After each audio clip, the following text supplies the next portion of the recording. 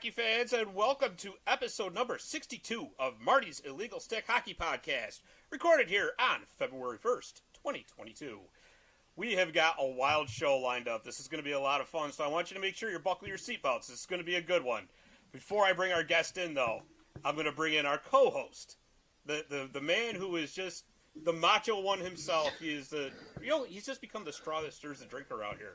You know, the mouth of the South, the Macho Dom, whatever you want to call him. It's Macho Dom Real. The mouth of the South, superstar Billy Graham. Wake up early, work out for 5 hours, run 19 miles a day, swim across the Atlantic Ocean. Unbelievable condition. The man of the hour, the man with the power, too sweet to be sour. Scott, what's going on, guys? How's it going, listeners at home? Shoot us a like, share the show, tell your friends, all that fun stuff we're cooking, rising up the charts every week. It's tremendous. We got merch coming. You want a shirt? Let me know. And this week, tomorrow, at the Adirondack Bank Center, I am being enlisted into an army. Scott, do you know what army that is, Scott? I do believe it's the Balls Army. Balls out, Balls Army. Shout out to those guys. Give them a follow on Twitter. Give me a follow on Twitter, folks. Tag right here at Real Talk. And Scott, would you shoot it over to our guest? Because we got a good one today. Absolutely. And before we do that, I do want to let everybody know we are going to have the Balls Army guys on this show on February 15th. So we got that to look forward to. But for the here and now, we have got an awesome guest lined up. You know, our Utica Comets, that's our local team here, are playing the Laval Rocket this week. They're playing them twice, Wednesday and Friday. The Laval Rocket are, of course, the AHL team of the Montreal Canadiens. So we felt it was apropos to bring this guy in. He is the co-host of the Locked On Canadiens podcast. He is also a contributor to HabsOnThePrize.com. He is the one, he is the only, Mr. Scott Matla. What's going on? Well, thank you very much for having me on, guys. You know, I'm always down to talk AHL, NHL, if you can call what the Canadiens are doing this season hockey, but I am always down to have a good time and be on the show. So thank you for having me on. Absolutely. We appreciate you taking the time to come on because this is going to be a lot of fun. So, for some of us. Well, I'll tell you what. Let's start your misery off right off the get-go. How's that? So, the Montreal Canadiens, what has gone wrong this season? How long do we have? My first thought, it would be easier to say what's gone right, in which Nick Suzuki hasn't gotten injured, and that's probably about it this season. You better knock on some wood. Believe me, I do it every single day. We see somehow the only Canadiens player who has dodged COVID or being injured. It's actually stunning at this point. The team has been so beat up by injuries, COVID sweeping through the team. Everything that could possibly have gone wrong for this team has just happened. Goalies injured, goalies making saves and then getting injured. Good players going on a hot streak, getting injured. Players going on a hot streak, getting COVID. GM got fired. The coaching staff, it isn't working out. Everything that just could possibly go wrong with this team has. They're bad. Do not mistake that. They're not a good team this year. Are they 8 wins bad? I don't think so. And I do think they're obviously going to improve on that going into next year. But right now, it's not great. It's very hard to find the silver lining that you would want to find in a season like this. But Shane Wright does look like a really fun light at the end of this very long tunnel so far. Yeah, I tell you, if you can hang on for 2023, there's a couple of hot shots coming through there too. But you're right. I mean, it's just been like a string of bad luck, really, for the Canadiens. I mean, again, like you said, anything that could have gone wrong has gone wrong. And you know, it's funny. We kind of talk about it sometimes. It almost seems like going to the Stanley Cup final was almost like a curse for them.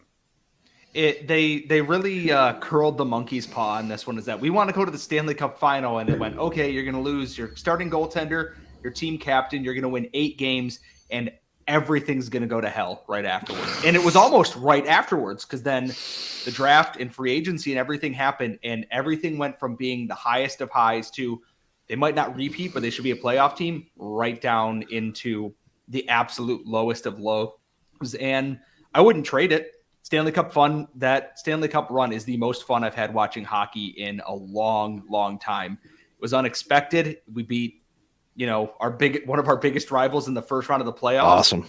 Stunned Vegas, swept the Jets, and they lost to Tampa. So what? Everybody loses to Tampa these days. So it's tough, but at the same time, I look at it and go, what does it matter? You made the Stanley Cup final. Whether you went to or not, you were there. And not a whole lot of teams can say that. Yeah, you were. I remember having you on the show that week too, and it was the week. I think it was a couple days before the series even started, and the mood you were in that day in comparison to today when you signed on is unbelievable. Like, you were so happy. I can't believe, as a New York Rangers fan, growing up a Rangers fan my entire life, how hard I was pulling for Montreal in that series. It's how could you not? Like, you have Tampa. It's like they're the juggernaut. They're supposed to be here. Right. Montreal's not, and they're doing it on the back of Carey Price and Shea Weber on like half a foot. How could you not be Shea Weber, which is still bigger than the average human being. Exactly. Like, he's still a tree trunk on skates. Like, how do you not be romantic about this team that shouldn't be here having a chance to do it anyways? Like, hey, you know what? We talked about this, I think, a week or two ago too, Scott, but I want to bring it up to you since you're here. The part of it that was the most insane to me was not the fact that we were managing to get this to happen in a pandemic, was not the fact that Montreal was in the Stanley Cup, was not the fact that Tampa may have repeated. It was the fact that Patrick Waugh was inside the building in Montreal. I could not believe, with my eyes seeing that, I couldn't believe it. I mean, it was incredible. It was the same week they released, I believe it was McDonald's commercials that had him and Mario Tremblay in a commercial. They aired that, and then Montreal then immediately started to come back against Toronto, and then swept the Jets and beat Vegas. And we're like, did we just end a curse of some kind? Like, they buried the hatchet, and now we're free? Apparently not. Now it's just back and worse than ever. But something weird happened. Absolutely wild. No, it was fun. Either way, it was fun to watch. But alas, things are the way they are this year. Yeah, well, you hit the nail on the head too. Without Carey Price and Shea Weber, who were just so huge, and them getting to that final, I guess the only place you can go is down, really. No, go ahead. No, sorry. I'm sorry. No, I mean, you had like Cole Caulfield was playing out of his mind in that playoff run, and everybody love him here in Utica. We'll bring that up in a few minutes. But he was playing out of his mind, and going into this season, everybody's like, oh, he's pegged automatically to be like a 30, 35 goal scorer. And it's not as though Montreal is without talent. I mean, they got talent on that team. You've got your Tyler Toffoli's. Josh Anderson, to me, is one of the most underrated players in the league, when he can stay healthy. And it's just, a sequence of bad events. But you did recently hire a new GM, and Kent Hughes, and it was kind of caught a lot of people off guard. He's a former player agent, so actually that could really work out for the better for the Habs with having Gorton in the front office and then having Kent Hughes in the GM's chair. What do you think about that? I thought the hiring of Gorton was the first really smart step. He did a really good job with the Rangers rebuild before James Dolan got involved, which any New York fan knows is not a good thing. I look at what he did drafting in Boston, where he brought in Patrice Bergeron. He brought in Brad Marchand. He traded. I think he was the guy who traded for Tuukka Rask, was there when they did that. He has a history of being able to fix these things, and he got the Rangers kind of where they're at now. And then Chris Drury is doing whatever he's doing with that, and I'll leave that to Rangers fans to discuss. And then Kent Hughes, being a player agent, he knows how this works. He knows how it's a business. Marc Bergevin tended to take things very personally, and that impacted some of his decision making. Hughes, as a player agent, knows this is a business. If the agent's kind of giving you some flack or this or that, it's not a personal thing. That's how it operates, and you got to play the game. Marc Bergevin played the game on his rules only. It looks a lot more like they're trying to enter a new era, that it's not a former player. It's not someone who's been here and done this before. Hiring player agents isn't a bad thing. The Canucks did the same thing with their assistant GM hire. I think Emily Castonguay is an incredible hire for them, like Hughes is for Montreal. Sure. And I think there's a lot to build off of there. And I'm hoping that with his knowledge of negotiation and the inroads he's made, it makes him a little bit easier to negotiate with, instead of taking a hard stance and this is it and this is that. He knows how to play the little games of things that are in between there. And with Gorton, I'm really excited to see how that all works out in the end. Yeah, I think that's going to be a very interesting dynamic there. And you're right. Bringing Gorton in was the smart move.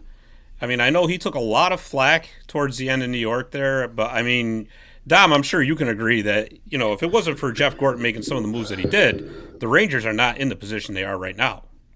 No, the only reason why, I don't know if we've ever talked about this, or at least I don't even know if I was on the show. The only reason why Jeff Gordon is no longer with the New York Rangers organization is because James Dolan put out that stupid, idiotic quote condemning the league and the Department of Player Safety and all that. And it's not even that. It's the fact that Gorton tried to save face and was telling people that, it's not me. It's not me and Davidson.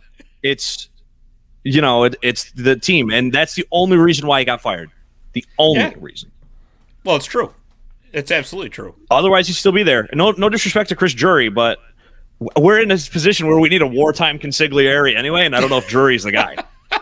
So that's for another day. It's the All-Star break. I'm not stressed. It doesn't matter. I don't care. By the way, I just want to let everybody know, I just switched over microphones. I was just sent a text message saying that you could barely hear me on the YouTube feed. So thank you for letting me know. That'd be my wife who was listening, by the way. And she's like, he can barely hear you. I'm like, oh, well, whoops. I'm trying something new here, and I thought I had it fixed, and apparently not. But anyways, that notwithstanding, we got the NHL trade deadline coming up, and I have to say that it's most likely the Habs will be sellers at this point. I don't see them making any buying moves. I don't know. We got a chance, baby. I think we can win the final 36 games in a row. We got this. I believe. Hey, the Blues did it. Yeah, it's true. We need a starting NHL goalie for that first, but that's okay. Yeah, right. You know what? That's a very valid. That's an incredibly valid point. Yeah. But here, what I'm going to do is I'm going to run some names by you, and I want you to give me the percentage, the likelihood that they're going to get traded. All right, let's play a little game here. We'll start off with Ben Sherratt. 100%. He's expiring. He's an expiring UFA, playoff experience. He's big, tough, and teams always overpay for that at the deadline. It's almost a guarantee that he's 1 foot out the door at this point. Well, that answers that. All right. How about, we mentioned him earlier, Tyler Toffoli? I think the package for that has to be you're talking multiple first round or top end prospects. Toffoli, since he's come back, has been on fire with Nick Suzuki. They work really well together. He loves the city, loves the team. And I don't think Kent Hughes is looking to ship out a guy who's got 2 more years, really cost-effective contract, well-liked by his teammates, puts up 20 goals, 55 to 60 points in a fully healthy year. I just don't think they're going to be looking to trade that unless you're talking a real big package. I'd say 15% and down on that at best. Okay, that's fair. I mean, if you're gonna start rebuilding, you don't necessarily want to trade away a young player that's going to, help you climb back. Let's put it that way. So, how about Paul Byron? This one's tough. He just came back. He had off-season hip surgery. He's been playing with a serious hip injury for 2 seasons, which is insane considering how fast he skates and how well he played in the playoffs given his role. He's got a couple of years left at, I believe, or a year or 2 left at about $3 million. He's a valuable penalty killer. He's a really good bottom 6 option.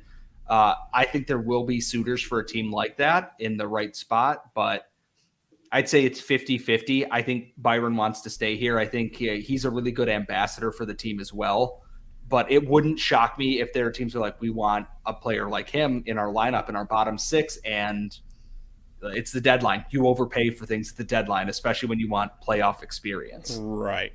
I mean, look at Barclay Goodrow. Exactly. You pay for that. I don't want to call him a glue guy, but that depth piece that just kind of helps bring everything together there when it comes. 4th line is the best line in that team right now. Yeah. But what? I'm not happy with how much money they gave him, but I'll deal with it. Yeah, but you know what, though, guys? Everybody knows you can't win a championship without having a good bottom 6. Right. You can't be a top-heavy team. The Lightning learned that lesson. They had to. For years, they were so top-heavy in their top 6, loaded with superstars. Bottom 6 was just, taking up space, and it cost them every year in the playoffs. Now, once they built that bottom 6 back up, look what happened. They won 2 cups in a row, and they're contending for a 3rd. So, another name I wanted to ask you about was Brett Kulak. This one is the one that pains me the most because I really enjoy Brett Kulak as a player. Habs fans don't So I shouldn't say all. That'd be unfair to this fan base. Is that there are some fans that don't like him because he isn't flashy, doesn't put up a ton of points, but he's consistently one of those really good guys by the metrics. And I look at him and he makes the smart plays. He times everything right. And when I look at Ben Sherratt and Brett Kulak being on the potential trade boards for the deadline, one team's going to overpay for Ben Sherratt. One team's going to get Brett Kulak for a AHL, NHL tweener and like a third-round pick. And the team that gets Brett Kulak is going to be better off for that. He's a really smart piece to add to a team that has a good defensive structure. He's not going to hurt teams at all. And I do think that someone's going to come calling for him, and the Habs are going to let him go. They're going to give more ice time to Alexander Romanov, Akale Clague, Sami Niku, and they'll let Kulak go, and they're going to regret it. Yeah. Oh, and I'll tell you what, that was a nice pickup of Clague, because as an LA Kings fan, I can tell you that pained me to see him be lost to waivers, because I said, at least trade him for a 6th or 7th round pick, get something back for him. That was a real gamble that they took and let him, thinking he was going to fall between the cracks, and obviously he didn't. Is there anybody else that we can maybe see potentially get moved at the trade deadline that we didn't list there? I've seen a couple of names tossed around. Jake Allen's one of them. There are always teams looking for goaltending help. I look at the Oilers and go, you have Mike Smith and Mikko Koskinen. Koskinen's playing great right now. We know Mike Smith can be good. Are you going to entrust your most critical season yet, with McDavid and everyone being extremely upset, to these goalies potentially just dropping the ball in the playoffs again? And if the answer is yes, then Ken Holland's an idiot, but that's an entire rant for another time. I do think that someone like Jake Allen could be of value to a lot of teams out there who are looking for a solid 1B goalie to help rest their regular starter. And Jonathan Drouin's come up a lot. He's got 1 year left after this one at 5.25. The Avalanche are apparently interested. I think a team like Florida would really enjoy his talents as well. I just don't know if the Canadiens are going to be willing to part with him, because he's played well for them this year when he's been healthy. It's just he got seriously injured again. So there's going to be a lot of surprises, I think, though, except for Caulfield, Suzuki, Anderson, and Romanov. I don't think anyone is off limits on this Habs team right now. Yeah, you know what? I mean, they're over the cap, really. They got for LTIR. Perhaps they can use this trade deadline as an opportunity to free up some cap space for them going forward. Because if they're going to come out of this, they got to get some, free up some space and maybe, get some fresh blood in there. And that's kind of my thought, is they may trade guys who have longer-term deals for expiring expensive deals now. They don't care about their cap this year. Who cares? After the deadline, it doesn't matter. And then free it up. And it all depends on if what Gorton and Hughes want to do is, are we tearing this down to the studs, or can we sweep out some, dead weight and go after this next season with what we have? And that's going to be what they're analyzing in this week off, I think. And then they're going to come back. The Olympics are going to be over, and we might just see deal, and just get that started right away. Yeah, you know what? I honestly think we're going to see more deals before the trade deadline than on the trade deadline. It's going to be the longest trade deadline ever again. I'm going to get up early, going to make a pot of coffee, going to go walk, get my breakfast sandwich from Starbucks around the corner, and be ready. And the first trade that's going to happen is going to be like Hingle McCringleberry for a 7th round future consideration. Like, it happens every year. I get my hopes up, and then I sit there, nothing happens. Then in an hour span, everything happens, and then nothing happens. Always. Yes. Yeah. Well, what makes this so difficult? I'm sorry, Don, go ahead. No, I was going to say, to go back to you talking about Ken Holland, he's going to trade both of the goaltenders for nobody. Yeah. And they just won't have a goalie for the rest of the year. The Oilers would expect McDavid to drag them to the cup, and that's it. I mean, I wouldn't doubt Connor McDavid. Right, yeah. It's not the craziest thing, actually. Yeah, but the Oilers have got to understand that you can't win every game 8-7. This isn't the 80s anymore. They're going to try, considering the defense is led by the corpse of Duncan Keith and Darnell Nurse playing 47 minutes a night. We know that. They haven't noticed that yet. Yeah. Wait for them to trade for Ben Sherratt, and then we'll let them know. So. Yeah, right? Jeez. Jeez. No, but I mean, but it's so true. And, this year's, just like last year and the year before, there are so many teams that are up against the cap that the trade deadline, as exciting as it seems, almost becomes anticlimactic because there's only so many moves that you can make when you're starting off with like $500,000 in cap space to begin with, right? You got to wiggle some room out of there. So, I mean, like I said, my personal opinion, I think it's going to be more of an exciting build-up than it is of the actual trade deadline day myself. But, you brought up the goaltending situation there and the possibility of Jake Allen getting moved. And, everybody knows, Carey Price has just been going through a nightmare season. Is it still possible after he comes back, and we know he will, there's no doubt about it, in my mind anyway, that he could end up getting moved out of Montreal anyway? Allen or Price? Price. It's been lingering since the Cup final ended, and he waived his no move to potentially be picked by Seattle. I think the only reason that would happen is that Hughes and Gorton would sit down with Carey and ask him, do you want to go somewhere else? But there's not a lot of teams that can take on a $10.5 million goalie, let alone one coming off a very serious knee injury. And when he's healthy, we saw it in the playoffs. Carey Price is on another level when he's on his game. Right. Even as he's declining and everything right now, when he's on, you don't win. It's as simple as that. You just don't win games.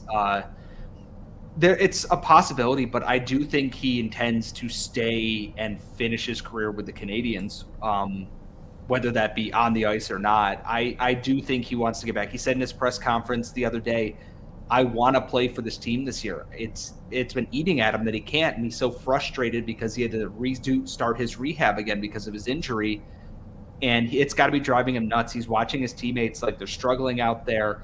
I do think he has every intention of finishing out that contract in Montreal, at least as of right now. Depending on what they do with the rebuild, that could be we want you to be able to win elsewhere kind of thing. And they do something with that. And what team it would be, you never know. Who knows what the league's going to look like in 2 years, 3 years anyways. Right. Well, because the salary cap was actually supposed to go up. What was it, down? I think like $1 million or $2 million for next season. And then start going up exponentially after that because the ESPN Turner money starts kicking in. Right. But then you had the setback where some of the Canadian teams couldn't have fans in the building again, so that takes away from hockey-related revenue, which in turn drives the salary cap. So I don't know how quickly we're going to get a significant rise in the salary cap after all of that. Hopefully, sounds like a couple of years. If we're lucky, it'll be a couple of years. Yeah. It was supposed to be, like you said, with this new TV deal, that it could shoot up a good chunk. They were predicting potentially up to 91.5. Right. And then COVID just wiped that out. And we weren't even able to get $1 million up at this point. Right. Exactly. So, we talked about the Laval Rocket and the Utica Comets earlier, so I'm going to get to that in just a second. But I just want one more Habs question. And just because I asked this of everybody I know who's a Habs fan. Does it really bother you what happened with Kotkaniemi going to Carolina? No. Here's the thing is, I like Jesperi Kotkaniemi as a player. I thought he made a lot of growth in the playoffs, but in the regular season, he had like 5 goals. And you play in the regular season to make the playoffs. You cannot pay a guy who is a regular season non-factor $6.1 million in a year that you already capped out. And I get that Carolina can, offer him a lower contract, et cetera, but $6.1 million is too much for a player of his quality right now. Do I think he can become that player? Yes. The Habs are not in a position to wait and find that out, though. They don't have the cap space for that, and they can't offer him a lower contract because of the offer sheeting rules after that. His qualifying offer after that is $6 million and up. Right, which is why I thought that was a crazy contract Carolina offered him. I mean, and I don't understand because, we're getting back for Sebastian Aho. Getting back, the Habs did the Carolina Hurricanes a favor. Well, this is what happens when you have prideful people running teams. And my whole thought is that their owner came out and Tom Dunn came out. He's like, no. It's not revenge. And everyone in the Carolina Hurricanes organization went, it was his idea. And it's like, of course it's revenge. We're not stupid. I mean, a little bit, but we're not that dumb that we can't see this happening right now. Just, Yeah. Just say that you did it. Be like, yeah, we wanted to mess with them. It'd be funnier that way. I know, right? And you're not, trying to pull the wool over my eyes. Come on, just admit you did it on purpose. Like, I mean, as a joke, honestly. Yeah, a $6 million joke, but a joke all the same. It's not my money. It doesn't bother me any. He can just go sell another defunct football league to pay for his signing bonuses or something. It's not my problem. Oh, that is great. I do not like that man. I'm sorry. He rubbed me the wrong way on Couldn't a lot notice. of different levels. What did he know? Couldn't notice at all. Gee, I wonder why. Sheesh. Oh, boy. So, let's talk about those Laval Rocket for a second. So, with everything that has been going on in Montreal, is there any hope coming out of Laval that the players that are there that are getting ready to jump to the NHL are going to drag the Habs out of the doldrums quicker than maybe we think? I think for the Rocket and a lot of the Habs prospects from recent drafts where they've loaded up on picks haven't hit that pro level yet. There's a lot in college. There's some still in Europe who are still developing. But I look at players like Jesse Jolonen, Caden Primo when he was down with the Rocket. Those are guys that they're counting on to be big contributors, and they're doing so this year. The Rocket have been a solid team. They started off a little bit slow, new coach, new system and everything, and then it started clicking, and then they ran into the COVID and injury bug, and everything screeched to a halt. They came back. They were playing with a lineup that had ECHL call-ups and PTOs in it, and they won 3 out of 4 games, big games, including a big one against Utica with Kevin Poulin in net, and now they're getting healthier again. Sammy Niku's with the team. Lucas Vademo's back. Jolonen is back. Raphael Harvey-Pinard is back. There's a lot of their drafted talent back in the lineup, and they're getting their depth back where they have a player like Devontae Smith-Pelly as a fourth-line option. He's, not what he was a couple of years ago, but he's still a piece in this team, and it all is kind of coming together at the right time. Guys are coming back from injuries. The only thing they're missing is their goaltending depth because Michael McNiven played 1 period in a blowout loss to the Minnesota Wild where he got thrown to the Wolves and he got injured. That's how this season has gone. Of course. They're down to their 4th choice goaltender in the AHL right now. And they're still winning games. They beat Texas with a PTO guy coming out of the ECHL. Sometimes it just works, and that's how it goes.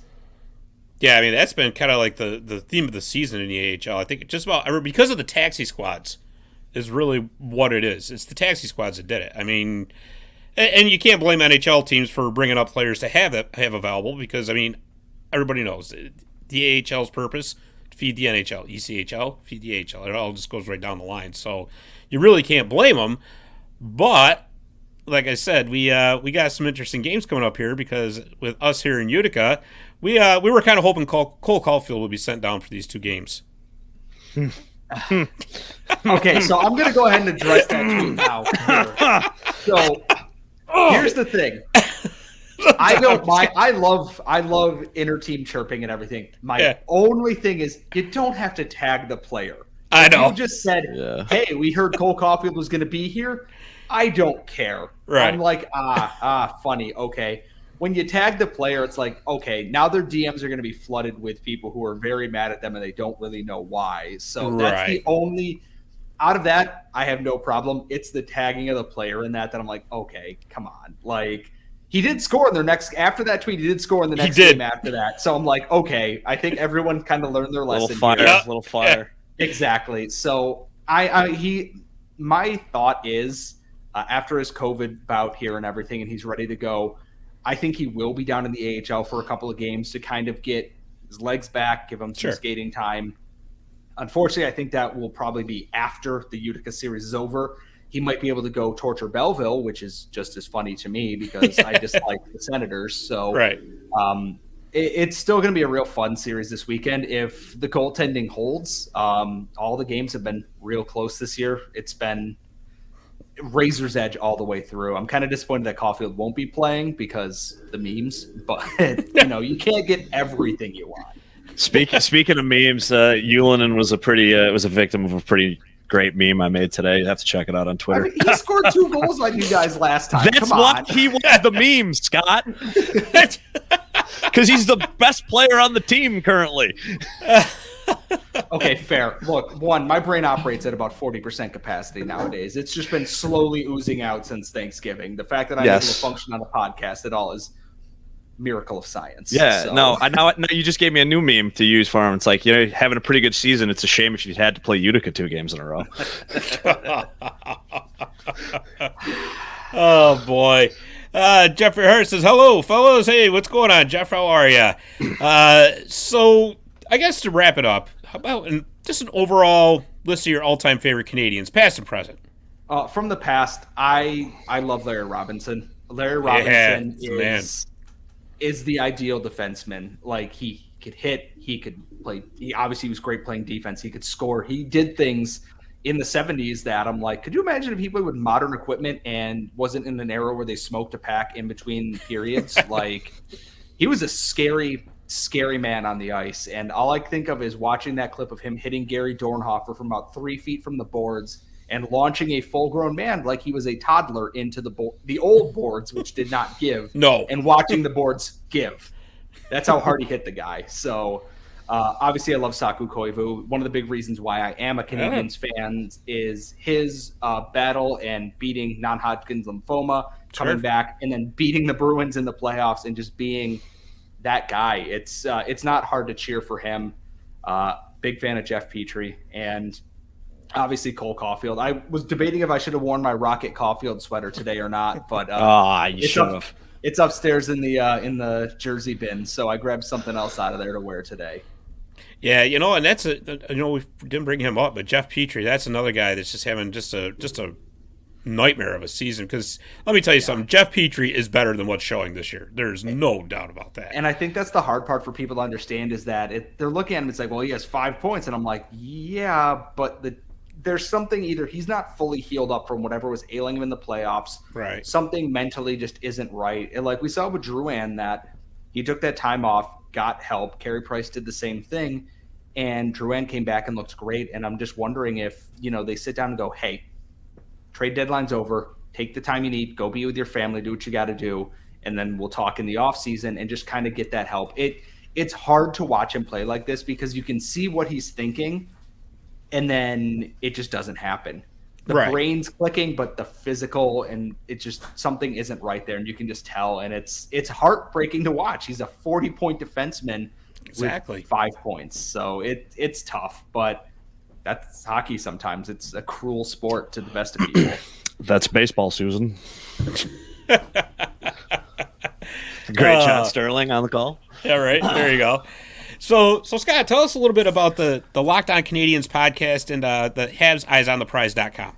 I'll start with Habs Eyes on the Prize. I've been there for almost 9 years. It'll be 9 years in September. I started doing just AHL coverage for them, and we cover everything. So prospects, women's hockey, the Olympics coming up. We were priming and getting ready for World Juniors. I wrote the last World Juniors article of the tournament, and then it got canceled, which continues my trend of I write things and then bad things happen. Of course.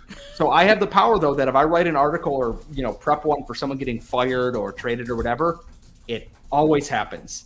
I got Michel Therrien fired. I got the AHL coach fired. I got Claude Julien fired. I'm trying to get the current coach fired. I got Marc Bergevin fired. Every single time I do this, it comes to fruition within a year. I just want to point out, because there's a likelihood that more Habs fans will listen to this than normal with you on, that the burger van in the red suit is money. That's so sad that that's gone. And then Locked On Canadiens, we do a daily 20-25-minute show every single day. We're actually in the middle. We had our European prospect expert on, so if they want to hear about Matthias Norlinder, Frederick Disho, some of the guys playing over in Russia, check it out. Patrick was a great guest for that. We are also on YouTube now. We launched that last Friday. And if anyone wants to tune in to watch me suffer, we hit 100 subscribers, and now I have to eat the Lancianair from McDonald's, which is a filet of fish, a McChicken, and a Big Mac combined into one giant sandwich. I'm going to hate it, but I made a bet that if we hit 100 subscribers, that's what I was going to do, because I saw it on Twitter, and I'm like, this would be funny if I did this. And then a bunch of people like, bets. And here we are. So. So, Scott, I got a question for you about that. Scott Kinville, can you do me a favor? Can you mute yourself one more time? Sure. So for all the listeners at home, can you hear how great me and Scott Matla sound right now and how much Scott Kinville needs to figure out his audio equipment? Ouch. Is it that bad? You just have a lot of background noise, a lot of feedback. It's all right. Yeah. We'll get there. It's the first day with the new setup. We'll get it Yeah, I know. I thought I had this figured out too. It's awful. And It's then tricky. what happens? The cat jumped up on the table. I'm like, oh, this is just great. Cat? I thought that was a dog. I No, thought that I was heard a a cat. squeaky toy too, and I thought it was a dog in the background. Well, that was the I dog playing with that was a dog over on the other side playing with the squeaky toy. And now the cat just jumped up on the table. It's animal hell breaking loose here. On top of the new audio system. It's a rally in the valley. It's going crazy. Pretty much. The world's coming to an end down here. Wait, why do you have to drink and eat all these terrible things? What's the deal? So there's been since I started the podcast with my co-host 2 years ago, or we signed on to do this, is that there was a 6 or 8 game stretch where the Habs were playing, and I was like, this is how many points they're going to get out of this, and I believe in that, and they didn't win a damn game. And all of our Twitter listeners went, you should be punished for your crimes against this team. You should eat something that you hate. So the running thing has become Scott eats or drinks something disgusting because people love to watch me suffer. Scott, what can we do for our show? What can we do for this? We should do a segment like this. Oh, boy. I mean, if you do predictions, whoever, is more correct on your predictions. See, that's so tough because the comments are just running through everybody right now. Yeah. So that's the thing is, then if you're wrong, that's the fun part of it. Sometimes you get lucky, and if you're both wrong, you both got to eat something gross at the same time. Oh, man. Yeah, that's brainstorm. an idea. We'll brainstorm and we'll think of something. I'll tell you right now, this is what's going to happen. And this is for all the Comets fans. If the Utica Comets win a Calder Cup championship, I will get their logo tattooed on my body. You heard it here first. Oh, and you know what? That would be great. We'll have a contest where somebody can pick the location. Yeah, yes, within reason. I'm not getting their logo tattooed on my forehead. You're going to enjoy your Utica Comets tattoo right on your right butt cheek there. Then, yeah, that would be amazing. They're gonna pick the butt because you can't do face, and you're not going to do the other part. So they're going to tattoo your butt. That's how this works. I've seen too many sports tattoo bets go awry, and this is what's going to happen. And that's going on our YouTube channel. It's going to go very awry, Scott, for a couple reasons. Because me and Scott will be walking around the odd. We have a very, for the most part, niche fan base, as you can relate to, because we have the Comets and the Pioneers, right? Obviously, they listen to, they watch the NHL too. But so we're at most games that their teams play. So they will come up to me and want to see it. It's going to be the problem. I'm going to see a tweet of Dom getting escorted out of the odd because he showed his butt to the wrong person. There's like a child over on the side. Dude. And someone's going to be like, yeah, man, showed him his butt. I'm going to have to hold it for 3 periods. I'm not going to be able to go to the bathroom. Just have to give him some chaps. That's going to be the worst. There we go. We'll get him a pair of Comets chaps. But yes, if the Comets win the Calder Cup, I will get a Utica Comets tattoo on my body. Okay. You heard, fans. Scott, you're the witness to this. I am a witness to this. Please tweet me whenever this does happen. So I will shame Dom with the power of my verified status in making sure this actually happens. Scott Matla, you'll appreciate this more because I feel like you're more in touch with the memes than Scott Kinville. Oh yeah, no doubt. I can just imagine like 50 years from now, the Comets say they have a different logo. They're the same team anymore, and like one of my grandkids like sees the tattoo.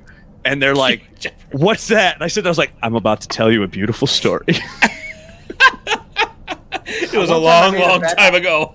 Sometime I made a bet on a podcast. Sure you did, Grandpa. Let's get you to bed. Come on. Yeah, right. Sure. A podcast. Yeah, Grandpa did a podcast. Right. Yeah. What's a podcast? What's a podcast? Yeah, for real. Oh, yeah. Before you could download thoughts directly into your brain, we used to have to talk into a computer screen. Yeah. Awesome. Oh, boy. Well, Scott, listen, this has been so much fun, man. We appreciate you so much coming on. This is great. And, social media, where can we find you? You can find me at Scott Matla on Twitter, same way as you can see it in the corner here. You can find the podcast at LO_Canadiens on Twitter, at Habs EOTP on Twitter. You'll see my articles pop up there, especially with the AHL games being the only ones played in Montreal this week. So plenty for me there. I make GIFs. I make memes. I make the province of Alberta angry at me. I do all that I can when I'm supposed to be at work doing actual things that I get paid for. So well, that's okay. You got to keep it interesting. I enjoy participating in making fan bases mad because I made some Cleveland Monsters fans pretty mad when our first COVID game happened. And like I broke the news that the team was playing the next day because I got lucky driving past the odd and they were getting on the bus.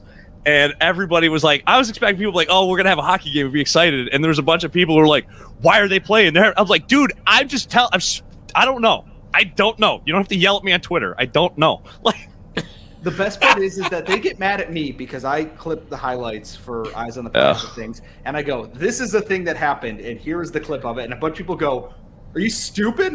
What are you talking about? I'm like, there's a video. What? Why are you mad at me? Why are you yelling at me for the thing that happened over what? It's like we said before we got on the air. It's a hockey game that happened. It is a thing that happened. Please, if you look at my pinned tweet on Twitter, Dom, please do this after the game. It is my current state of mind for this entire season. All right, I'll have to go look. If you're just a hockey fan, follow Scott. He's a great follow. It's very entertaining. My favorite part about it is, you're not afraid to like not just go at other teams' fan bases, but like your own. Like nobody's safe. Oh, it's the best. Scott, it's the best because I've seen him get mad at people that are fans of his team. It's great. I've tried to be better because I don't need my phone blowing up all night anymore. So I'm just like, right. I muted like all of my notifications, like, because it's just not worth it anymore. So I like went kind of so. I have a pretty decent following on 2 different TikTok pages, so I get a million notifications like every day. But I don't get them to my phone. But Twitter, I obviously get notifications, right? And we had 2 of the Barstool guys here in Utica. We had Coach Doug's and Frank the Tank Fleming. So I tweeted a video of Frank throwing hot dogs into the stands, and I tagged Clem from Barstool, and he retweeted it, and I got like 45 notifications in 2 minutes. I had to mute my phone. I was like, is this how famous people live? I can't do this. Well, I tweeted the gif of Trevor Zegras doing the Michigan. I'm just kind of like, are you kidding me? And then my phone just literally went nope and just shut itself off. Right. This is awful. I'm out. I'm done. out. I don't care anymore. We are done with this. I don't need to see people telling me that my team sucks because I know. Right. Trust me. So getting torched by this child. Torch was so mad. Sounds like a him problem, to be honest. So. right. As most of them are. Right. Oh, that's awesome, man. Yeah, that is. But anyways, like I said, Scott, this has been a super fun time here, man. It's such a blast. And I know you're tired, and we want to keep you all night here, but we could, but you honestly could. So yeah. But we'll let you get back to work, or get some rest and relax, and just do something. Yeah. I have articles to go finish before they start trading everybody. I'm like, I'm gonna write all of these trade previews tomorrow. 2 days from now. Crap, I got to do it now. So. Oh wait, the trade happened. Oh. Exactly. I'm like, I don't want to be midway through writing this, and it becomes, analyzing the Jeff Petrie trade, not gauging the interest. At least you're only going to change a few words. Yeah. Go delete the 1,200 words I've already written and go start over again. This trade was. This trade was very, very, very, good. Period. It's like I'm writing college essays all over again. Right. Yeah. Right. Anyone listening to this who is at all a college professor for whatever reason or has any knowledge of grading essays is just screaming into their car radio right now going, what are you doing? What are you doing? What is going on? Why did you write alas in your essay? Hereunto, forthwith. What? Yeah, no. Therefore, however, I digress. Yes. Oh, boy. So, anyway, yeah, like I said, great having you on, man. We really appreciate you taking the time to talk with us, and you are welcome back on this show anytime you ever want to come back on. I was going to say, thanks for having me, guys. You know where to find me. If you ever need another guest, let me know, and I'll be happy to make the time once again. Absolutely. We ought to do like an Eastern Conference roundtable sometime. That would be fun. Yeah, absolutely. A lot of yelling. Well, more yelling, I should say. Oh, yeah. Well, that's what I mean. We'll get all you guys in the same room, in the same, computer room, and it'll be great. Hey, you know what we could do actually, Scott? Not to hold you any a longer, Scott number 1B, but if you wanted to do that, you and I obviously talk Comets, Scott, and you can talk a little Laval Rocket, and then we can get Scott's good buddy Kanzi on, talk about the Amherst a little bit. Get some action going, because Kanzi loves to talk anything Rochester. So perfect. Not the worst idea. All right. Well, like I said, you know where to find me. So.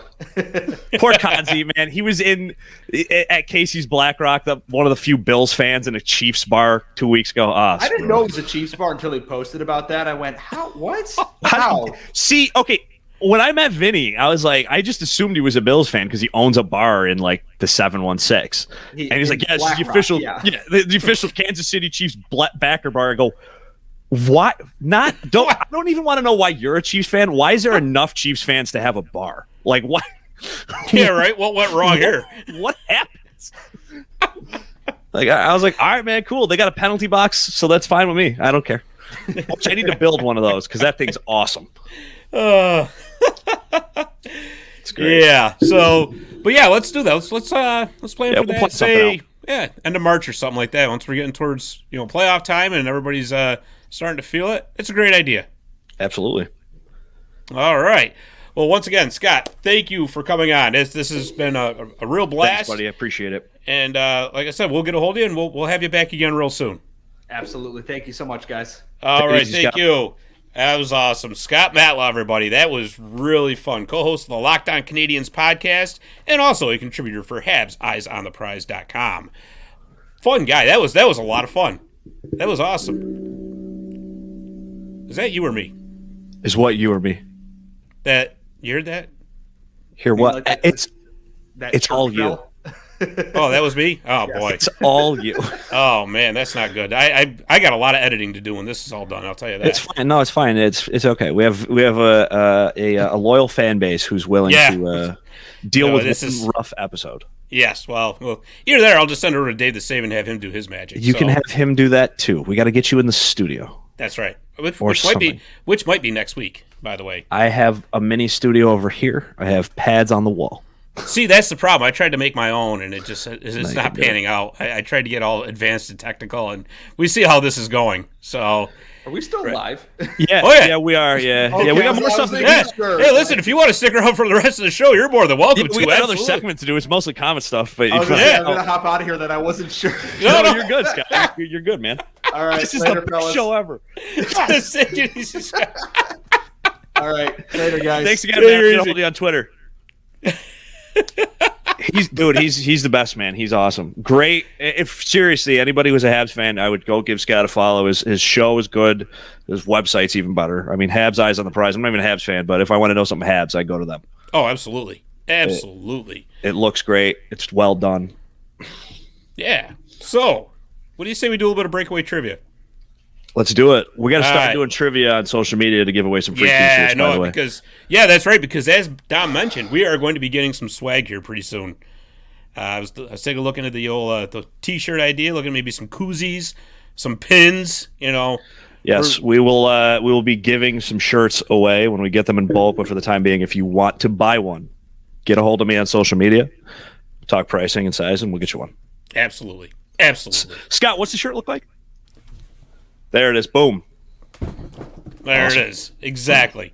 So, anyways, Breakaway Trivia. Breakaway Trivia is brought to you by Jimmy the Iceman McNeil's children's book, The Red and White Zamboni Ice Machine, which I don't have on the desk right now. But anyway, so everybody knows who's been watching the show knows what it looks like. But anyways, you can email Jimmy at Mac_Iceman@hotmail.com to order your copy. So, Dom, what I want to know is, what year was the first NHL All-Star Game played? And there's actually two correct answers for this. Okay, I don't know the specific year, but I can take a guess at the decade, and I'm going to say it's the 40s. Yeah, that's part of the answer, sure. The first official one sanctioned by the league was 1947. Okay. But the first actual one was 1934, and it was a benefit game for Ace Bailey, who Eddie Shore had prematurely ended his career with a hit that resulted in a really bad injury. And of course, back then, players weren't making anything for money, and they didn't have insurances and all that. So they decided to have an All-Star game at Maple Leaf Gardens, where a team of NHL All-Stars took on the Toronto Maple Leafs, and all the proceeds from the game went to the family of Ace Bailey to help take care of him. So No kidding. Yep. Imagine that. Yeah, and then they did it again in 1937 for the Canadiens' Howie Morenz, and then a couple years later, I think it was, they did it for Babe Seifert as well. So, and then in 1947, it became an official league thing, and away we go. And we're going to talk about that in a little bit. But first, let's talk about our Utica Comets.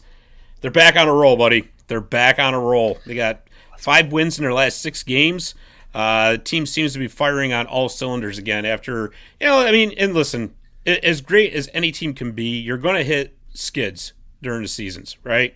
So, wait, we're 5 of our last 6 we won? Yeah. What is that? Are we 11 out of our last 12 available points? Correct. Wow. Wow. Yeah. Boys, this team is buzzing. Ladies and gentlemen, if you're watching the show right now, share it, do whatever you got to do. Tell your friends to get to the odd, because it is something special that's happening right now. No doubt. And while you're there, would you cheer while you're there, please? I don't want to have to turn around and look at my section. Just be like, by the way, when I start a "Let's Go Comets," you're supposed to participate. I shouldn't have to do that. But anyway, I digress. You know what we need? We need megaphones there. Is that allowed? I don't know, but can I bring a flagpole? Can I bring a Comets flag to wave? Can someone get an answer for that? Because that would be awesome. Yeah, we'll have to find out. At Utica Comets, if you guys need someone to run around the concourse with a flag when we score, I'll do it. I'll do it for free. I don't even care. Oh, that would be awesome. You ain't got to pay me nothing. I'll just do it for free. That would be awesome. And you know what would be even better? If, like, when Jeremy's out scraping the ice, if you did it, so we can just have, like, full show representation all over the place. Oh, 100%. You know? 100%. I'll put my roller skates on. I'll put my rollerblades on and rip around. I don't care. I'll do it. It'll be a blast. Oh, my God, with the flag, just cruising, man. Because the fan, we've talked about this before. The fans, like, we're supposed to be a hard place to play. So when the fans are in it, it's not a hard, like, guys, it's not a hard place to play because the paint is new. It's a hard place to play because the fans are crazy. Like, that's what it is. Like, that's what it is. It's got nothing to do with the building. Like, when people say, oh, the odd's hard to play in, it's not like the odd. It's the Utica fans. Like, that's what it is. So, like, if you're not crazy or even there, that doesn't matter. So, you know what they need to do is a $3 beer night on a Friday or a Saturday night. That would get people crazy. What if, okay, so question. We should have asked Adam this. I didn't want to do this. I didn't want to put too much pressure on him because he's a nice kid. Yeah. And he's obviously a good asset to have as like a friend of the show. But it's like if there's a playoff game on a Wednesday, does $3 beer still count? Oh, I never thought of that. Yeah, right? I'm gonna have to take the next day off. Oh yeah, definitely. Definitely. There's no doubt about that. Dude, I mean that would just be banana lands. Forget it. I feel bad for whoever we're playing. It's a bad day to be the Laval Rocket. Okay. I know, right? You know what I was thinking too? Which is this is scheduling's cruel, which I've written an article on why I hate the AHL scheduling. You got to lose to the Comets tomorrow, and then you got to sit in Utica a whole other day, and then lose to them again, and then drive home. It's a bad day. It's a bad week to be the Laval Rocket. Well, I mean, hey, listen. I hope you just didn't jinx them. That's Clear eyes, Coach Sedin can't lose. So I'm so confident right now. It's not even funny. I just said I would get a Utica Comets tattoo if we won the Calder. You know what the amazing part is too? I mean, they got most of their lineup back, but not all of it. Nate Schnarr's been out. Graham Clark's been out. You know, I mean, Tyler Wotherspoon's gone now. He's at the Olympics. Schmid's up. No disrespect to Mittens, who probably made the save of the year. No doubt. On Sunday.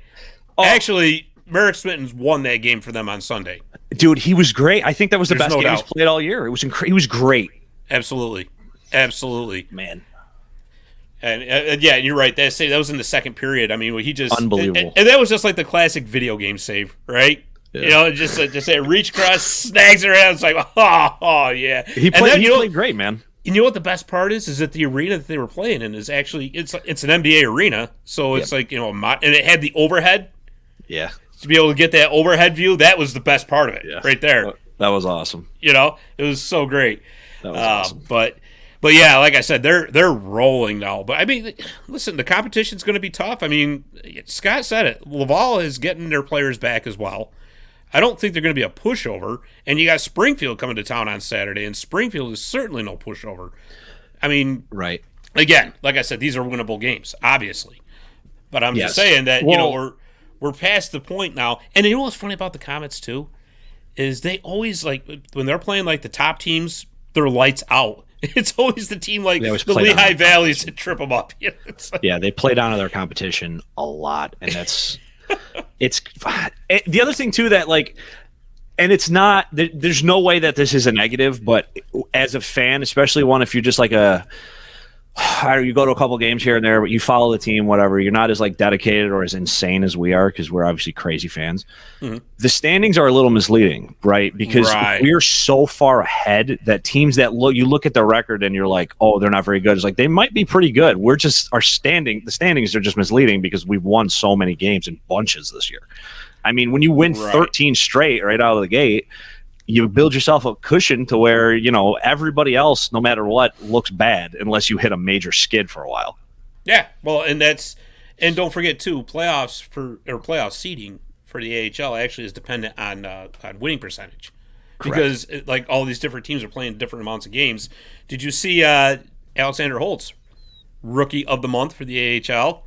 Oh yeah, 5 goals, 8 assists in 10 games played. Oh, yeah. I think it's safe to say Holtzy's back. Yeah. You think? I mean, that kid, he's something. We talk about him every week. He's special. I mean, that kid's got it. He's getting better defensively. He's not as much of a liability as he had when he's playing tough out there. He gets in the mix. He's getting a little gritty, which I like to see. But he just, we obviously, the scoring's there. We knew he would have a great shot and he'd be a great scorer. But God, he can pass the puck. I mean, it's unbelievable. Yeah, no doubt about it. No doubt. And you know what? They were saying in his draft year that was one of the underrated parts of his game because he played with Lucas Raymond a lot over in Sweden. Right. And Lucas Raymond's out of his mind as far as being able to do, the passing and setting up. And so that part of Holtz's game got overshadowed. But it's just another huge dimension that he brings. And once again, they're getting contributions across the board from everybody. Arnie Talvini got off. Scores. Yeah, Kevin Ball scores. Arnie Talvini got off the slide. Yeah.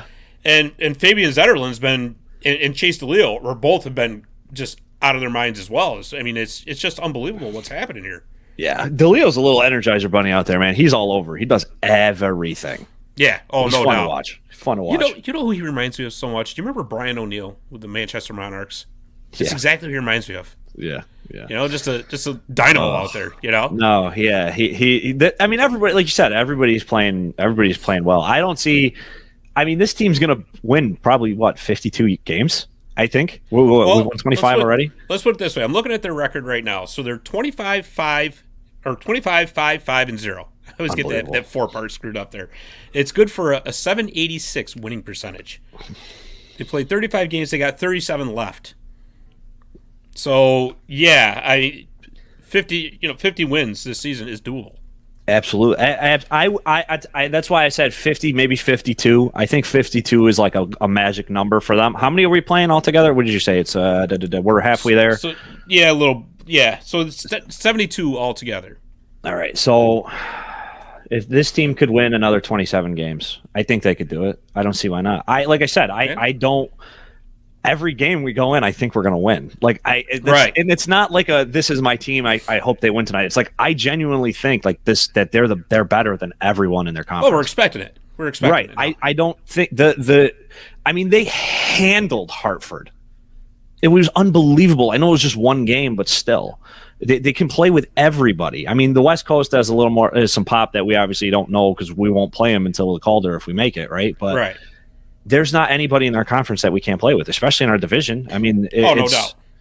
So when we were joking with Adam about getting ready for the playoffs, we want to wish away the season, but yeah, we're in playoff mode. This is it. It's not make the playoffs. It's we're padding our record to make sure that we have home ice advantage in the playoffs. That's what this is. That's what this is. This team is gonna win, folks. If you're listening to this and you're a big Comets fan, which most of you I would assume are, I said earlier, tell your friends to come to the Odd. Do it. They can see something special. A running joke for the last few years when I'd tell people, like, oh, you're going to the game tonight? And they're like, oh, no, they're terrible. Like, what do you mean?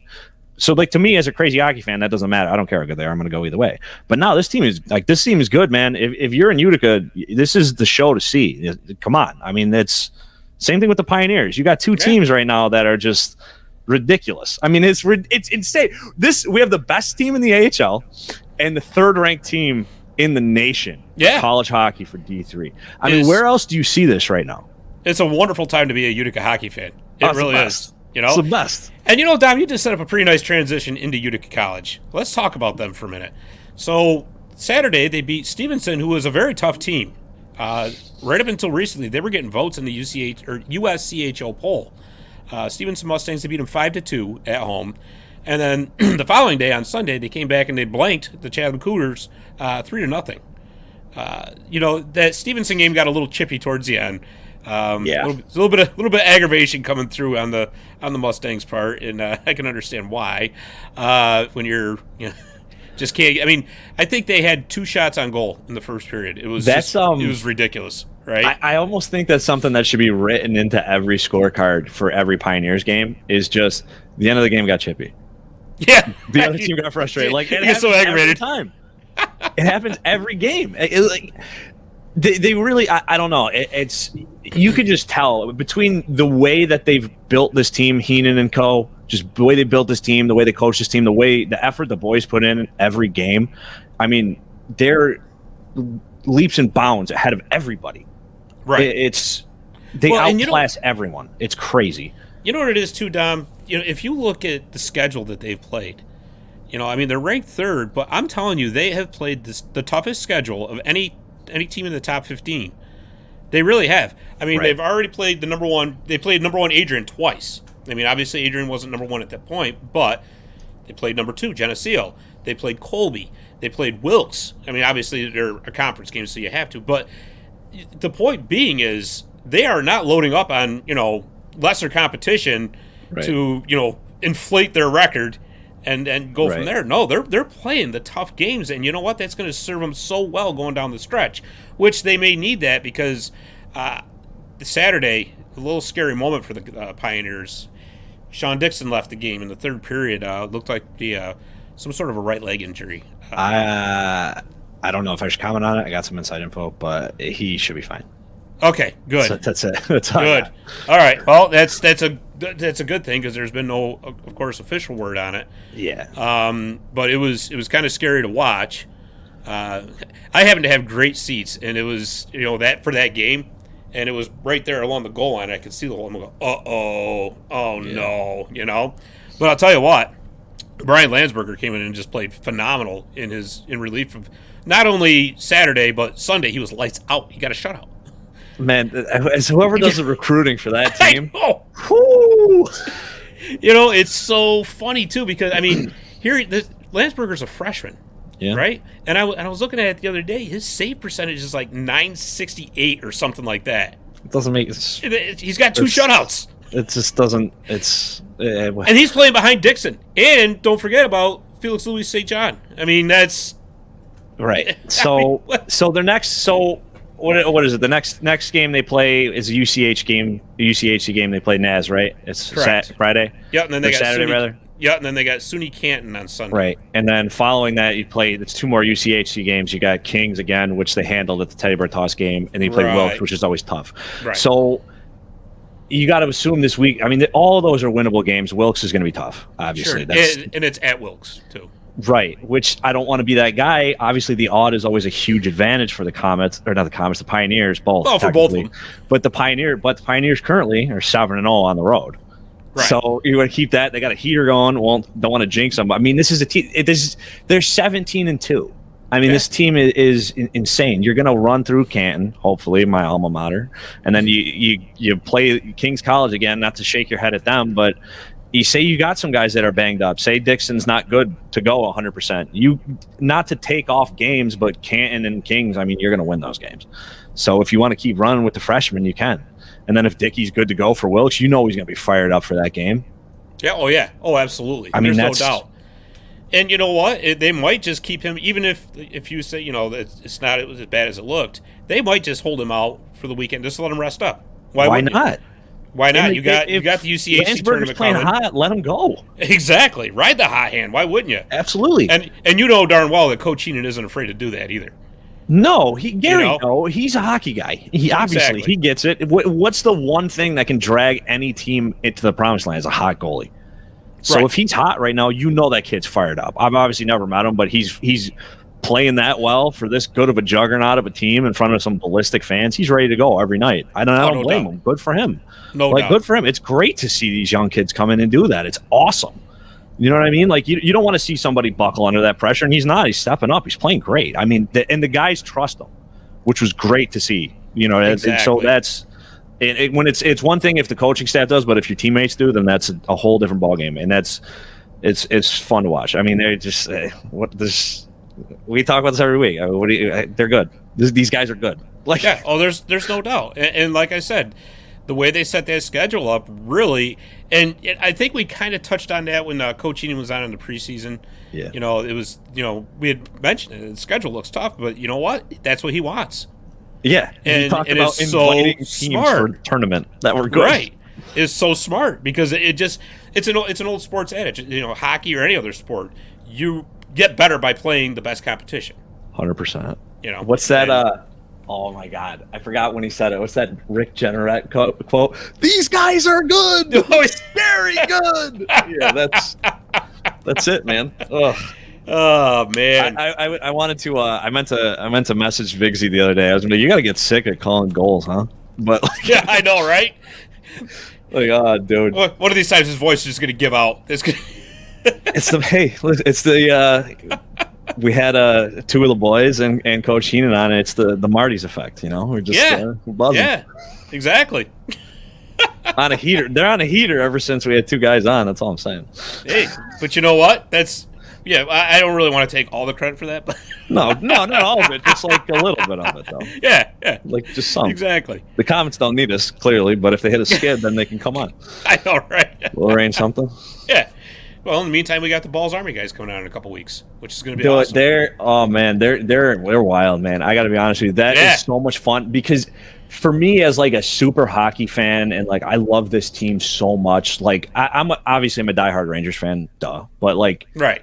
the Comets are my team. Like I love yeah. the Comets, and they're like what I want so bad because I just ranted about the fans not cheering. Like that drives me nuts. So to see guys like literally come together, we got shirts, we got a Twitter handle, we're getting cheers going. Like that's Absolutely. awesome. Like I love to see that. Like I cannot wait to jump up there and yell with these guys. Like I got to do it. It's gonna happen. I'm gonna leave my seat on a regular basis to go up there and cheer with them. Oh, like absolutely. it's gonna have to happen because that's like I don't know. Something I feel like we've been missing the last couple of years. Like I remember we had the green men on the penalty box for the old Comets. That was the best. And then they just had to stop. That was awesome. Like that's awesome. I love to see that stuff. So yeah, those guys. If any of you guys listen to this, which I think a few of you do, keep it up, man. It's awesome. You get even shout outs on the broadcast. That's great. Yeah, no doubt. I love when they got the drum and they're running up and down. Who's out? Who's out? Balls out. That's right. Yeah. I got a quick Shout funny out, story. love those guys. Quick funny story about that. So Sunday, we were, myself, my wife, and my daughter. I got two TVs set up in the living room, so that we could watch the football game on one TV and of course the Comets game on the other TV. We weren't missing Go that. Bengals. I'm a Rams fan. You know that. I know. Listen, all I'm saying is, did you see how Joe Burrow showed up to that game? I know. That's what makes me nervous. Bengals by 1 million. Well, yeah, probably. But anyways. I don't mean that game, but I'm just really like, we'll see. I don't know. You got the home field advantage. Come on now. But no, it was awesome because when we were watching, obviously I had the football game on mute because it was still the AFC game and, whatever. Yeah, right. And Kevin Ball scores on the TV. My daughter just who's out? Ball's out. I'm like, yes. Yeah, because under normal circumstances, like, what? But I'm like, yeah, You're like, excuse me? She's hooked. She's a Comets fan. It's it. Oh, it's awesome. Oh, it's infectious. I've been yelling it I'm the only person in my section yelling. I'm on the complete other side of the arena. Oh, I'm in. Yeah, that was me the other night, Friday night. I'm all in, man. I love it. Because they're a couple sections over from us. I could hear them, and I'm like, oh yeah. So I started, balls out. And the people that were kind of new, I think they would just bought single game tickets. They're looking at me like, "You okay?" I'm like, yeah. No. Welcome to the show. It's all I got to say. Yeah, because it's part of the experience. You know what I mean? And like, the only thing that makes me nervous is like I don't want him to go anywhere. I know. I'm telling you right now, Kevin Ball gets traded, he gets called up, whatever. Ball's Army needs to stay intact and keep it going. I don't care. It's too good. Oh, absolutely. That's you know what though? That's what makes me nervous about New Jersey not doing so well. He's playing really well too. I mean, they get into April and they're out of it. Yeah. I mean, they'll be able to paper transaction a lot of those guys back down at the end of the season, but still. But anyways, speaking of the NHL, let's talk about the All-Star Game, shall we? So it's coming up this weekend in Vegas. Friday night, we got the skills competition. And they've added a couple of new events, and I'm curious to see how this is going to play out. So one of them is, let's see, I got it here. So the Fountain Face-Off at the Bellagio, because everything's in Vegas, right? So right, everything's got to be themed because we're professional wrestling. This is Monday Night Raw in Vegas. We're going to have a roulette wheel. Oh. Okay, so I'm going to take it you're not going to like these new events. No, it's not that. I don't. The Machine Gun Kelly's playing for some reason. I don't know why. Whatever. I don't care. Yeah. Well, that's the thing. So with this fountain thing, I'm not sure exactly. I was reading about it, and I guess it's one of those things you got to see. I guess they're going to put players that got to get on a boat and go out into the middle of the lake where the fountain is, and they got to try to score a goal from there or something or other. I'm not sure about that one. And then the other one is... Who's participating in that? I don't have the list in front of me. Okay. It just says 8 entrants. Okay, well, I don't care. Well, listen, with all this nonsense going on, I'm happy that Adam Fox is not going to be there. Because protect that man at all costs. Yeah, right? Exactly. But the other one is called the Las Vegas NHL 21 and 22, and it's some sort of blackjack game. This is what I'm talking about. This is this is a complete gimmick time, right? But if you're going to do that, I guess the All-Star Game skills competition is the time to do it. Right. I mean, I actually remember, what was it, a year or 2 years ago, I think, when it was in St. Louis, and they had the elevated platform challenge there. I thought that was kind of cool myself. I thought that was cool. I thought that was pretty neat. And, of course, they got the 5 other usual, the fastest skater, hardest shot, and all that. So there's 7 total events. And then the game itself is the next day, Saturday at 3 o'clock. Let me ask you a question. Do you actually like this 4-team, 3-on-3 tournament-style game?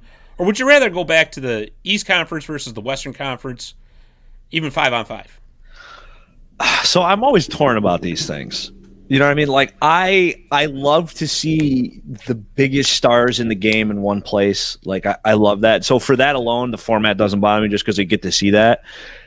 I thought when they did it the way they're doing it, I thought it was exciting. I mean, it's fun to watch. Here's the thing. It means nothing. It doesn't matter. Right? Like, it doesn't really matter. So however you want to do it is fun. Like, I think it's fine, but I don't know. I like both. Like, I grew up with a regular All-Star Game, so I'm kind of prone to that. Right. But the way they do it, I mean, it's fun. You get to watch a bunch. What do people want to see? Goals. You get to see a bunch of goals, a lot of offense. It's like that. Oh my God, who was it? John Smoltz and Tom Glavine, the Mark McGuire commercial. Chicks dig the long ball. Yeah. Chicks dig the long ball. That's what they want to see. Dangles and goals. So I get it. I understand. Right. I just don't. If the way they do it, let me ask you a question on this, Scott. The way they're doing it now, instead of it being just a straight played game, do you think this is a way to protect players from getting hurt potentially? Whereas in a regular game, they're more structured and there's a better chance you might actually get hurt? I don't think so. No? I don't, because, I mean, as far as that goes, I mean, you can get hurt anytime, anywhere. I mean, yeah. I see what you're saying. I understand that. But All-Star games, there was never any checking anyway. I mean, I think there's been one body check thrown in the history of the All-Star game, to be honest with you, right? Right. And so with that, I don't really think so. Jeff, who's out? Yes. Yeah, who's out? Ball's out. Yeah, exactly. You know what? He needs to be in the All-Star game. Kevin Ball? That would be awesome. That would be awesome.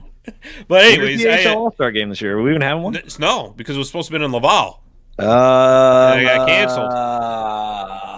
Yeah. Scott Matla. We forgot to bring that up with Scott. This is on you. Next time. Now he's got to come back on. Jeez. No, that's I don't know.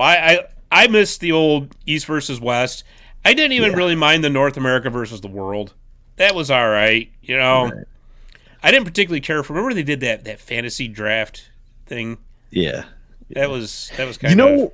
Why I kind of would prefer just the regular straight East versus West game now that I'm really thinking about it.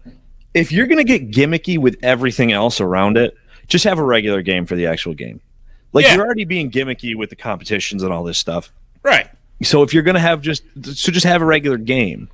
You know what I mean? And I understand too, like, this is another thing that drives people nuts, but I understand the guys that don't want to play in it. I totally get that. I'm not going to sit and complain. Like, people love to lose their mind about that. I get it. You don't want to play because you think you can, sure. I understand. Take the time to relax. I get it. But if you're going to have, like, everything being, like, if we're going to put guys on a boat or a floating roulette board or whatever you said, I don't even know. If you're going to do that, then just play a regular game. I know. That's it. Like, because, like, how fun is it to watch Caps Pens playing tonight? I don't remember what the score is. I have to go check that. But and then see Ovi and Sid on the same team. Like, that's awesome. Like, that's cool. You know, it's a great.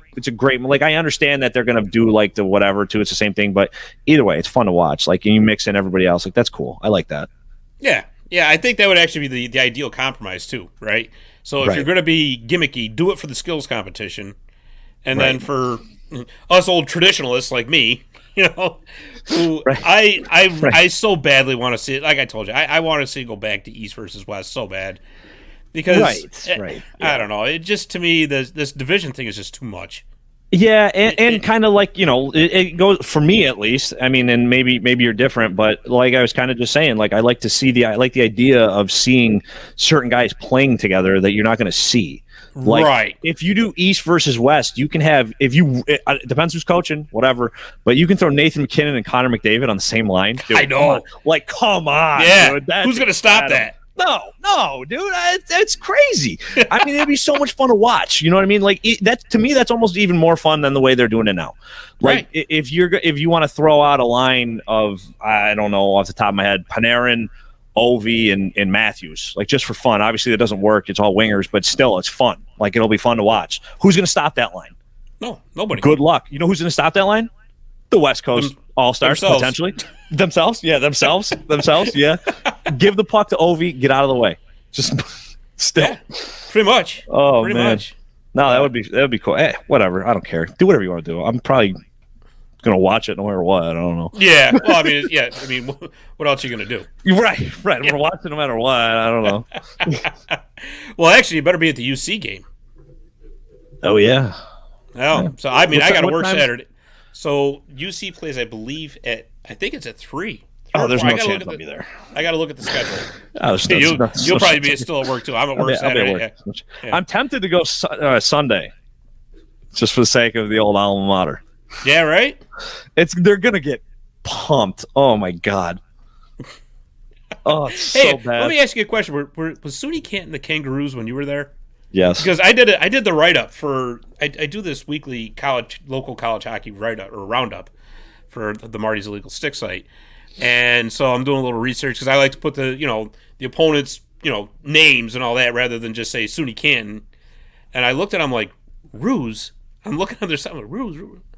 Kangaroos. I'm like, very cool. I can't imagine. The word. Kangaroos are certainly not native to northern New York, but no. Whose house? Rue's house. The Rue House is the arena. The Rue House, really? Yeah. Well, it's because colleges do weird things where they pick, like, they have a student body, whatever. Pick Kangaroos can't leap backwards, so they always move forward. That's why they're the Kangaroos. They were the Northmen. And then you're not allowed to say that anymore. So then now they were the North Stars, and then they were the Kangaroos. I have a Canton North Stars T-shirt, actually. Do you really? I do. My neighbor played Canton or hockey at Canton. Mark Coteri's partner, Rick Simone's son, lives on the street from me. Yeah. Yep. No kidding. Yep. Yeah. He lives right down the street from me. He was there when they were the North Stars, and then I think I was like the second year where they were the Kangaroos. No kidding. Yeah. SUNY Canton Kangaroos. You know how menacing it is? You walk into that barn to play the SUNY Canton Kangaroos, and there's a big old set of kangaroo ears on the wall. Better watch out. Ain't gonna look good for you. Oh man, that well, it's different. That's for sure. It's definitely different. They did a lot of things different there, which their arena is awesome. It actually, I'll send you pictures. It's incredible. It's really nice. And they do something that's weird. I know other teams do it, but they don't use a goal horn. They use a train horn. So it's different. Wow, that is cool. But we had the students were nuts. Obviously, it's SUNY school. Fans are nuts. We had for a couple games going, and not a couple games. It was like probably a whole semester's worth of games. We had a big tarp that we used to put up on the glass that had a big easy button on it. So whenever we'd score, they'd run by and fist the glass, and we'd all yell, "That was easy!" It was awesome. I can see you doing it too. Should totally the herd. If anyone from the herd hears this, you should do that because that would be awesome. Either that, or we just got to make Dom a part of the herd. Yeah, if you know how to get a hold of the herd, boys, let me know. I need a T-shirt for that. If I'm going to be a member of one army, I need to be a member of both. Oh, that's awesome.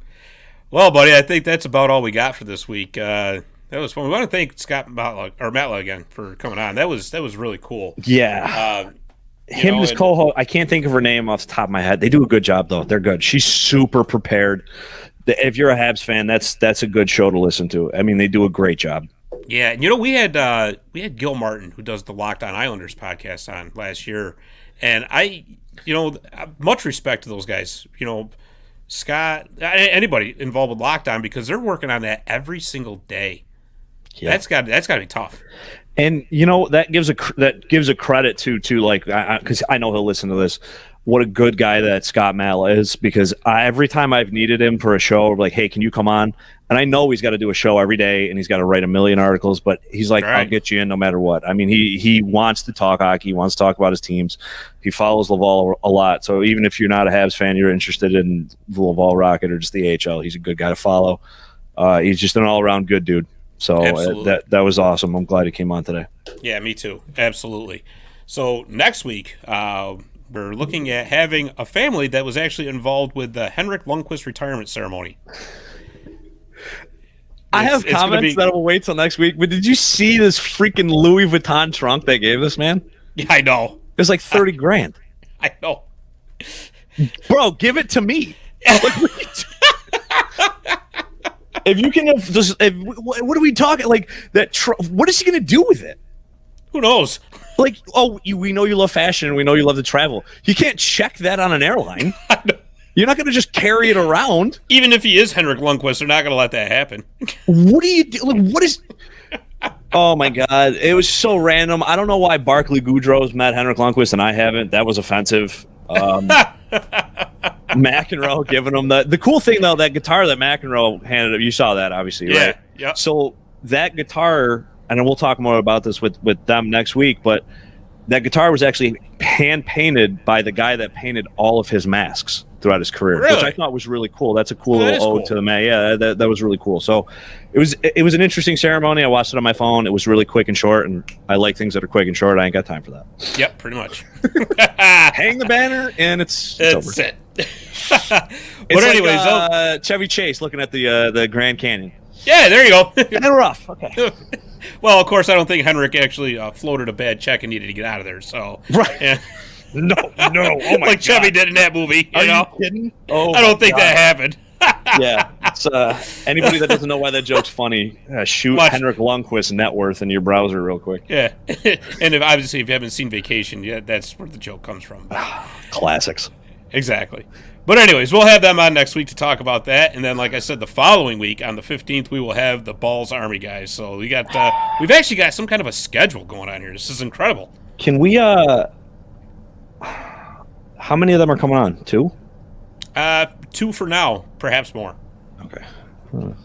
So, yeah, it's gonna be cool. It's gonna be awesome. I can't wait. I'm so excited to talk to other people who are as insane about this team as me.